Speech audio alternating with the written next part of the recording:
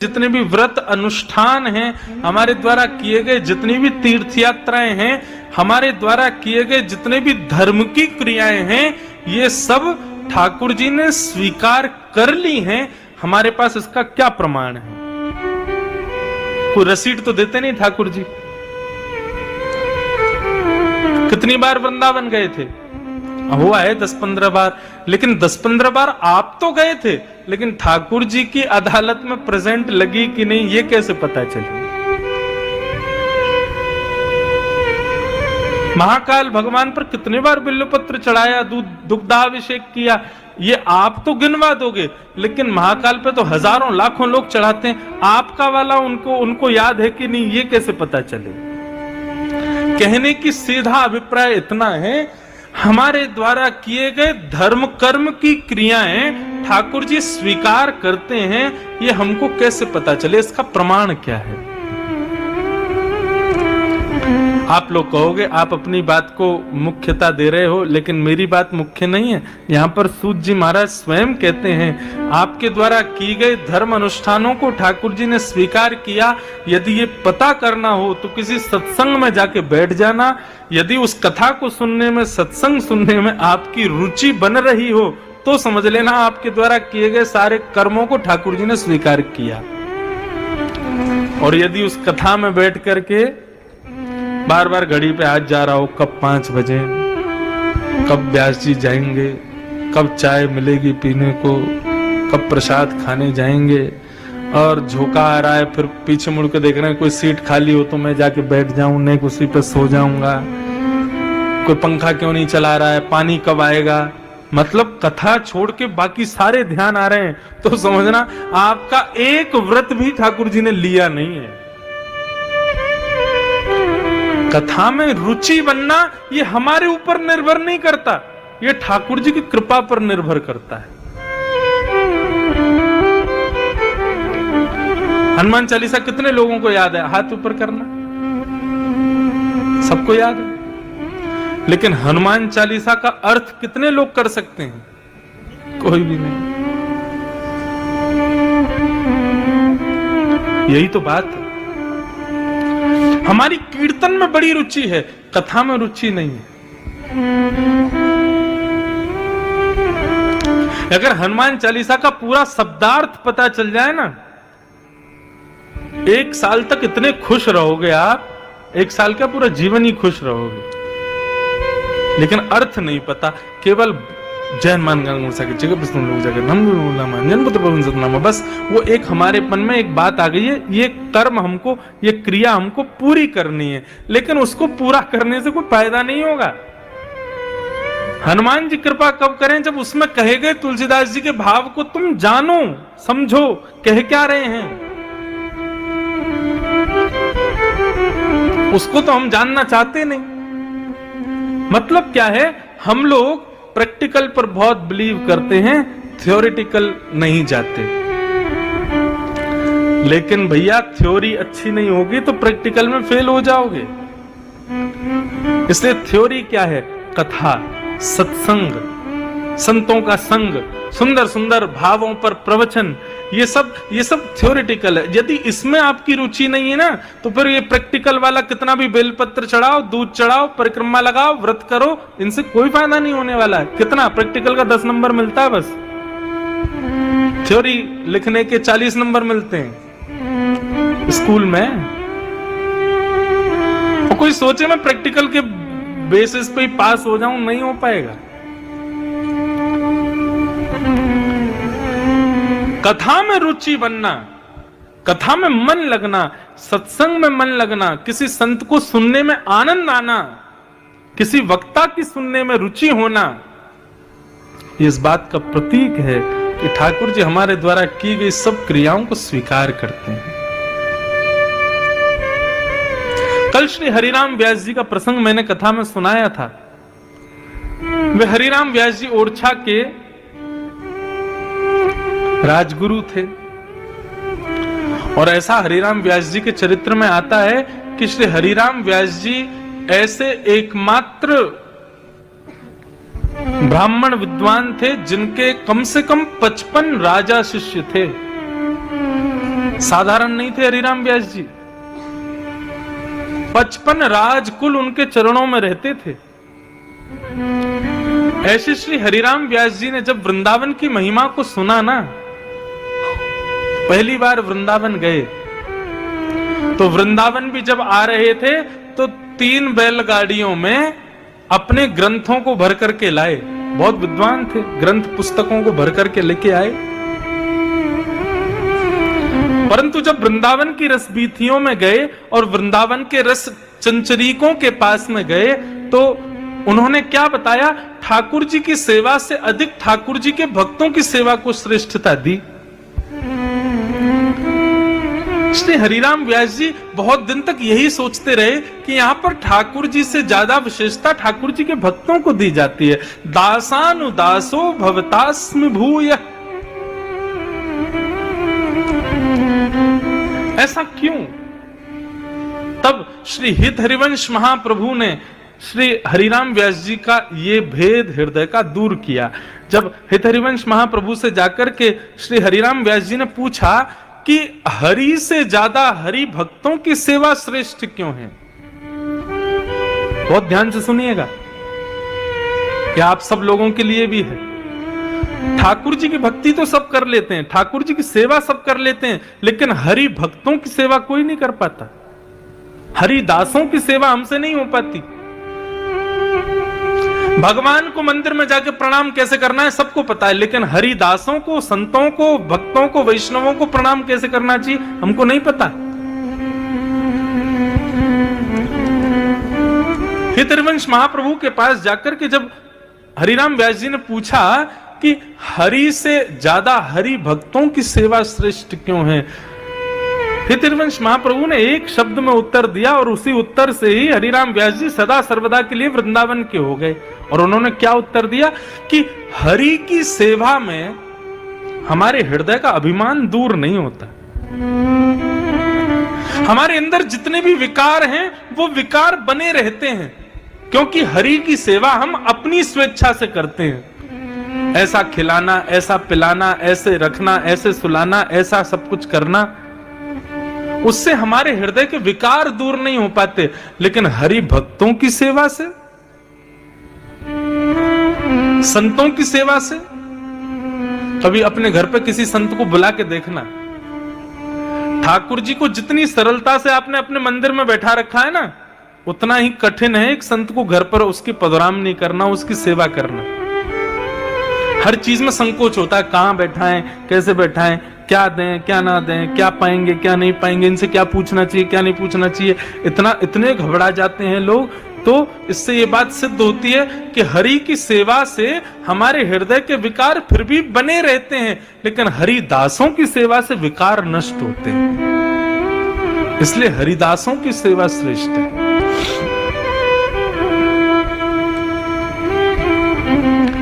और इसी बात को जब पहली बार सुना श्री हरिराम व्यास जी ने, समझ गए मेरे अंदर अभी तक अपनी विद्या का अभिमान क्यों है, क्योंकि मैंने केवल ठाकुर जी की सेवा को सर्वोपरि माना, ठाकुर जी के दासों की सेवा नहीं की।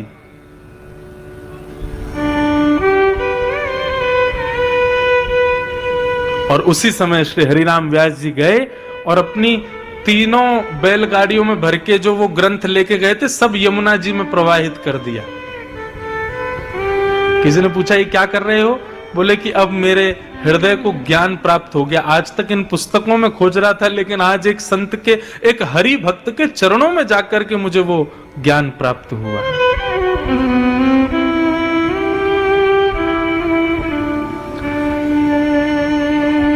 ठाकुर जी की सेवा में अपराध बन जाए, ठाकुर जी क्षमा कर देंगे, लेकिन ठाकुर जी के भक्तों की सेवा में यदि अपराध बन जाता, ठाकुर जी कभी क्षमा नहीं करते। इसलिए हरिदासों की सेवा श्रेष्ठ। एक बार एक संत हरिराम व्यास जी की परीक्षा लेने के लिए आ गए और उन्होंने आकर के कहा, व्यास जी, हरिराम व्यास जी, भोग पवाइए, प्रसाद पवाइए। तो हरिराम व्यास जी ने बोल दिया कि अभी तो ठाकुर जी का भोग लगा नहीं है, ठाकुर जी का भोग लग जाएगा, उसके बाद आपको पवाएंगे। तो संत नाराज हो गए, बोले इतनी प्रतीक्षा करवाओगे हमसे, इतनी देर बैठाओगे हमको? तो हरिराम व्यास जी ने क्या किया, ठाकुर जी की सेवा में जो प्रसादी जा रही थी वो ठाकुर जी के पास ना भेज करके पहले संत के सामने ही रख दी। बोले आप पा लीजिए पहले, ठाकुर जी तो बाद में पालेंगे, दूसरा भोग सिद्ध करवा दूंगा, आपसे ज्यादा विलंब नहीं हो पाएगा, इसलिए आप पहले पालो। ऐसी उनकी भक्तों के प्रति सेवा। तो बंधु ये सब प्रतीक हैं कि ठाकुर जी ने आपको स्वीकार किया। हमारे अस्त छाप के सखा गाते हैं, गिरधर जब अपनों करी जाने, ठाकुर जी ने अपनाया ये कब जानो? बोले ताको मन भक्तन की सेवा। ताको मन भगवान की सेवा नहीं, ताको मन भक्तन की सेवा। जिसकी भक्तों में ज्यादा रुचि होती हो, भक्तों की कथा में ज्यादा रुचि होती हो, समझना उसको ठाकुर जी ने स्वीकार कर लिया।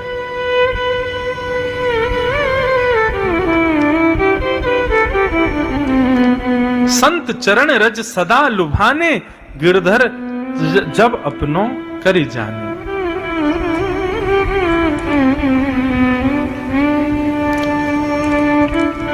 तो ठाकुर जी के द्वारा स्वीकार की गई समस्त हमारे द्वारा की गई क्रियाएं कब स्वीकार होती हैं?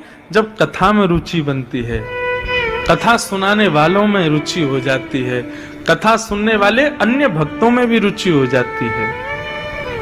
भक्तों में रुचि नहीं है, भगवान में ही रुचि है। अब दर्शन करने लोग जाते हैं, महाकाल भगवान का दर्शन करने या वृंदावन बिहारी का दर्शन करने, और दर्शन करने जाएंगे, मुख्यता तो भगवान है, लेकिन इतने सारे भक्त चारों तरफ खड़े, उनमें कौन ही मार रहे हैं, उसको पीछे फेंक रहे हैं। बोले तू पहले हट। यदि कोई लाइन तोड़ करके आगे आ जाए तो उसको गाली देने लगते हैं, तो हमसे पहले जाएगा ठाकुर जी का दर्शन करने। भक्तों की बिल्कुल भी विचार नहीं करते, चलो तुमको पहले करना, तुम पहले कर लो, ऐसा भाव नहीं, हमको पहले होना चाहिए। ये भक्त का लक्षण नहीं है। भक्त का स्वभाव ठाकुर जी के भक्तों। अब देखो एक कथा सुनाते हैं, श्री नामदेव जी महाराज, तुकाराम जी महाराज पंडरीनाथ भगवान के अनन्य उपासी, पंडरीनाथ भगवान का दर्शन करने जा रहे थे। तो दर्शन करने के लिए जब जा रहे थे तो देखा बड़ी भीड़ लगी है मंदिर में, तो बाहर उन्होंने अपनी चरण पादुका उतार दी, पदत्राण उतार दिए। अब चरण पादुका उतार करके जैसे ही लाइन में लगे दर्शन की में, तो बार बार उनकी दृष्टि जावे, मेरी चप्पल कोई ले तो नहीं जाएगा, मेरी पादुका कोई उठा तो नहीं ले जाएगा, अरे मेरी चप्पल ठीक है कि नहीं है। उनके मन में भाव आया, बोले अरे तुकाराम तू दर्शन करने जा रहा है विट्ठल भगवान का और मन में आ रही है चप्पल। तुकाराम जी लाइन तोड़ करके बाहर आ गए और आकर के अपना पटका खोला, पटका में चप्पल रखी और गांठ बांध के अपनी कमर से बांध ली। बोले पहन के नहीं जा सकते, कमर से बांध के तो जा सकता हूं। तुकाराम जी का भाव क्या था कि जब मेरा विट्ठल मेरे सामने हो, जब मेरे नाथ मेरे सामने हो, उस समय यदि चप्पल का ध्यान मुझे आ गया ना, तो मेरी दर्शन में व्यवधान आ जाएगा। तो कहीं ये चप्पल व्यवधान का कारण ना बन जाए, तो अपनी कमर पे बांध ली और तुकाराम जी चले गए मंदिर में भीतर। अब मंदिर में खड़े थे, सब लोग कीर्तन कर रहे थे, जय जय राम कृष्ण हरि। तभी एक की नजर पड़ गई कि तुकाराम जी ने कमर पे चप्पल बांध रखी। उसने एक को बताई, एक ने दो को बताई, देखते देखते पूरे मंदिर में हल्ला होने लगा, अरे चप्पल कौन लाया, चप्पल कौन लाया। इतने में तुकाराम जी बोले भैया चप्पल पहन के नहीं आया हूं, बांध के लाया हूं। बोले अरे मूर्ख धूर्त, तू चप्पल भीतर लेके आ गया। तुकाराम जी बोले मेरी बात तो सुनो, मैं क्यों लेके आया हूं, मेरी बात तो सुन लो। किसी ने नहीं सुनी, सब चढ़ गए और महाराज हाथापाई करने लगे और करते करते तुकाराम जी को मंदिर से बाहर कर दिया। बोले तू दर्शन का अधिकारी नहीं है, चप्पल लेके भीतर आया। तुकाराम जी मंदिर के दूसरे कोने में जाकर के बैठ गए और बैठ करके बोले हे विट्ठल, मेरा मन का भाव आपके मंदिर की मर्यादा तोड़ना नहीं था। मुझे ऐसा भी नहीं कि चप्पल के प्रति मेरी बहुत आसक्ति है, मेरा मन ही दूषित है कि मैं मंदिर में जा रहा था तो बार बार चप्पल की स्मृति हो रही थी, तो मैंने तो केवल इसलिए यह किया था कि आपका दर्शन करने जब मैं सामने आपके खड़ा हूं उस समय मेरी चप्पल का स्मृति मेरे अंदर ना आ जाए, इसलिए मैंने कमर से बांध ली थी। हे नाथ, यदि मुझसे अपराध हुआ हो तो क्षमा कर देना। हमेशा के लिए प्रतिबंध कर दिया कि आज के बाद तुम कभी विट्ठल भगवान के दर्शन नहीं कर पाओगे। तुकाराम जी रोने लगे और विट्ठल विट्ठल विट्ठल कहकर के जैसे ही रुदन किया, स्थिति ये हुई, सामने दर्शनार्थी खड़े थे, लाखों की तादाद में भीड़ खड़ी थी, लेकिन पंडरीनाथ भगवान ने अपना मुख उस तरफ मोड़ लिया जहां तुकाराम जी बैठे थे। अपना मुख ही मोड़ लिया, मंदिर का द्वार ही मोड़ दिया।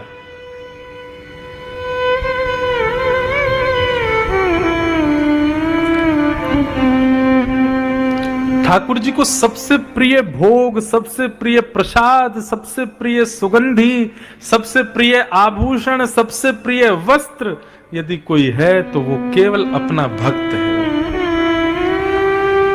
जब उनका प्रिय भक्त सन्मुख आता है ना, तो उसको देख करके ही ठाकुर जी तृप्त हो जाते हैं, मतलब मानो भोग लग गया। जब उनका भक्त अपने नेत्रों से अश्रुपात करता है, ठाकुर जी मानो उसी से स्नान कर लेते हैं। जब उनका भक्त सामने खड़ा होकर के दोनों भुजाएं ऊपर करता है, मानो उसकी भुजाओं से ठाकुर जी इत्र लगवा लेते हैं। जब उनका भक्त दंडवत प्रणाम करता है, मानो उस भक्त के सारे विकारों को ही भोग रूप में ठाकुर जी पा लेते हैं। तो भक्त ही सर्वस्व है ठाकुर जी का। यदि कोई उसका अपमान करता है, कोई उससे बैर करता है, कोई उसको दूर रखता है, तो वो कितना भी बड़ा भक्त हो, ठाकुर जी उसको स्वीकार।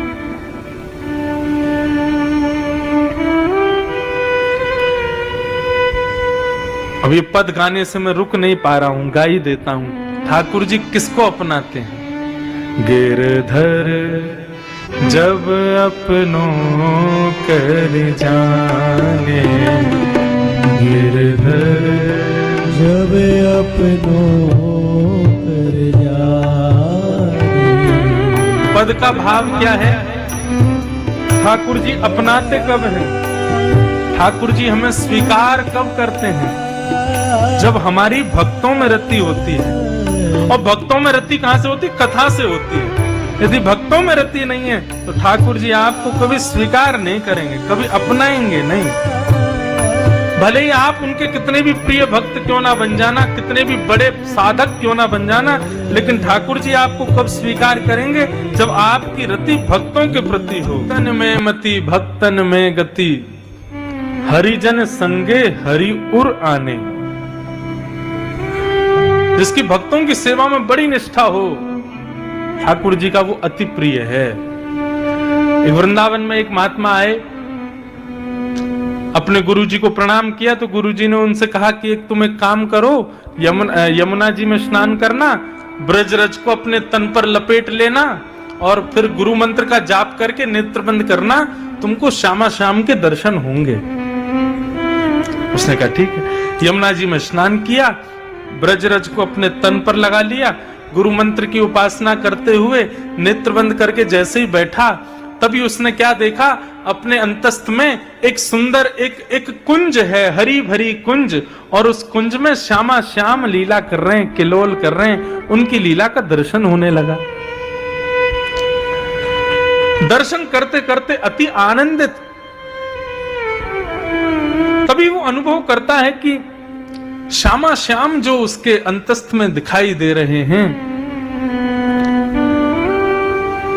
वो एक लीला करते हैं, जिस लीला से उस भक्त को थोड़ी हंसी आने लगती है, थोड़ा आनंद आने लगता है। बहुत सावधानी से सुनिएगा।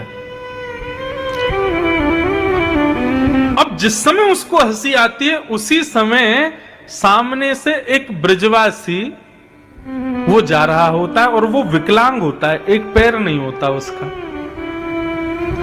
अब वो व्यक्ति हंस तो रहा था ठाकुर जी की लीला देख करके, लेकिन उस विकलांग ब्रजवासी को लगा ये मेरे ऊपर हंस रहा है, ये मेरी चाल पर हंस रहा है। और स्थिति क्या हुई? जैसे उसके हृदय में आया कि ये मेरी चाल पर हंस रहा है, ऐसी भावना आते ही उसके हृदय से ठाकुर जी अंतर ध्यान हो गए। उसके हृदय से ठाकुर जी चले गए। अब वो बार बार आंख बंद करके देखे, बोले इतनी सुंदर लीला हो रही थी, इतना आनंद आ रहा था, श्यामा श्याम आपस में दोनों लीला कर रहे थे, बड़ी प्रसन्नता हो रही थी, अचानक से अंतर्ध्यान क्यों हो गए? नहीं समझ पाया।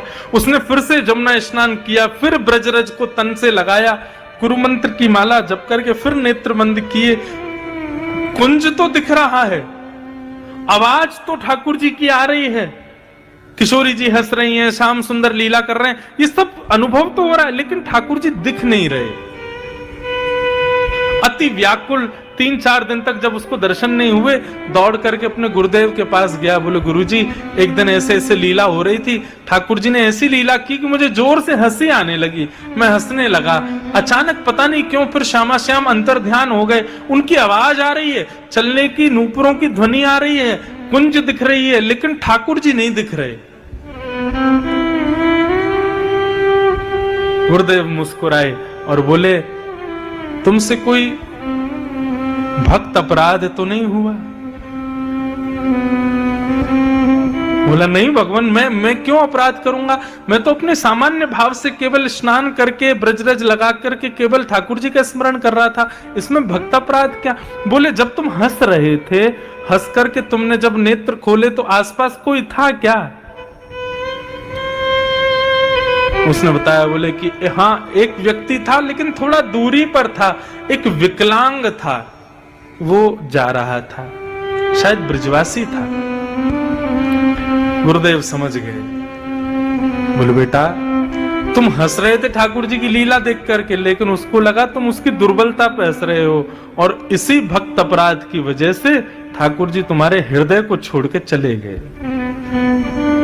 अब आप विचार करो, जानबूझ के भक्त अपराध करने का तो जाने क्या ही फल देंगे ठाकुर जी, बिना जानबूझ के किया तो ठाकुर जी ने हृदय छोड़ दिया उसका, चरणों में गिर गए। बोले भगवान, अब मैं क्या करूं, कब आएंगे ठाकुर जी मेरे हृदय में पुनः? महात्मा ने बताया, बेटा बहुत लंबा अब कार्य तुझको करना पड़ेगा। बोले क्या? बोले 1 महीना पर्यंत वृंदावन की परिक्रमा में बैठ करके जितने लोग वहां से गुजरे सबसे प्रणाम करके सबसे क्षमा मांगना, चाहे कोई भी हो, वृंदावन की परिक्रमा दे रहा हो कोई भी व्यक्ति, भक्त यहां से निकले तुम्हारे सामने से, उसको प्रणाम करना, कान पकड़ के क्षमा मांगना कि मुझे क्षमा कर दो। जब इस प्रकार 1 महीना पर्यंत तुम समस्त ब्रजवासियों से क्षमा मांगोगे, तब ठाकुर जी तुम्हारे हृदय में आएंगे। आप ठाकुर जी का भोग लगा रहे हो, नमक मिर्च दाल में ज्यादा पड़ गई, ठाकुर जी उसको सहन कर लेंगे। आप ठाकुर जी का श्रृंगार करते समय यदि ठाकुर जी तुम्हारे हाथ से गिर जाए नीचे, बेचारे इनके सिर में लग जाए, ठाकुर जी उसको भी स्वीकार कर लेंगे। भरी ठंडी में ठंडे पानी में से नहला दोगे, ठाकुर जी स्वीकार कर लेंगे। लेकिन यदि किसी भागवत का, भागवत यानी भगवान का, किसी भक्त का अपराध यदि कर दिया, ठाकुर जी क्षमा नहीं करेंगे, और उसकी क्षमा की विधि बहुत लंबी है। इसलिए बंधुओं, ठाकुर जी ने तुमको स्वीकार किया है, ये कब जानो? कथा में और भगवान के भक्तों में जब रति हो जाए तो समझना ठाकुर जी ने स्वीकार किया है। कई लोग बोलते हैं ना मेरे पास आके, महाराज जी हम ना हर महीने सालासर जी जाते हैं, महाराज जी हर 2 महीने में गिरिराज जी परिक्रमा लगाने जाता हूं, महाराज जी मैं हर साल बद्रीनाथ जाता हूं, महाराज जी मैं हर साल 4 धाम करके आता हूं। मुझे ज्यादा प्रशंसा नहीं होती, लेकिन कोई कहता है ना, महाराज जी हर महीने मेरे यहाँ कोई भगवान के दिव्य भक्त आते हैं, संत आते हैं, आके प्रसाद पाते हैं, मेरे यहाँ की सेवा देख के प्रसन्न होते हैं, मुझे बड़ी प्रसन्नता होती है। क्यों? बाकी लोग तो तीर्थों के पास जाते हैं, लेकिन उसके यहाँ तो घूमते फिरते संत ही तीर्थ लेके आ जाते हैं।